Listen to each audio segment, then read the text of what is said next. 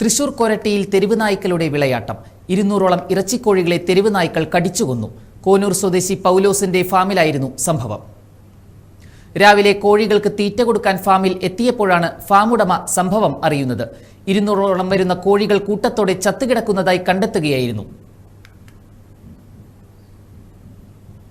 ദിവസം ഞങ്ങൾ തീറ്റിയിടാൻ വേണ്ടിയിട്ട് ഏകദേശം ഒരു 7-8 മണിയായപ്പോഴാണ് ഫാമിലേക്ക് വന്നത്. അപ്പോഴാണ് ഈ കോഴികളെല്ലാം ചത്ത് കിടന്നത്. പിന്നെ വല മൊത്തം കീറി പറിച്ചിട്ടൊക്കെ ആയിരുന്നു. ഇതിൻ്റെ മൊത്തം പട്ടികൾ എല്ലാ ദിവസവും ഇതിൽ കൂടെ പട്ടികൾ പോയിക്കൊണ്ടിരിക്കുന്നതാണ്. എല്ലാ വീട്ടുകാരും കോഴികൾ പിടിക്കുന്നതാണ്. നിറച്ചൊരു ഏകദേശം 6-7 പട്ടികളോളം ഇവിടെ ഉണ്ട്. അപ്പോൾ ഇതെല്ലാം അകത്ത് കയറി എല്ലാത്തിനും കൊന്നിട്ട് പോയി. നമുക്കൊന്നും ചെയ്യാനില്ല. ആകെ കൂടിയുള്ളത് വരുമാനം. സ്ഥിരം സമിതി അധ്യക്ഷ കുമാരി ബാലൻ അടക്കമുള്ളവർ സ്ഥലം സന്ദർശിച്ചു.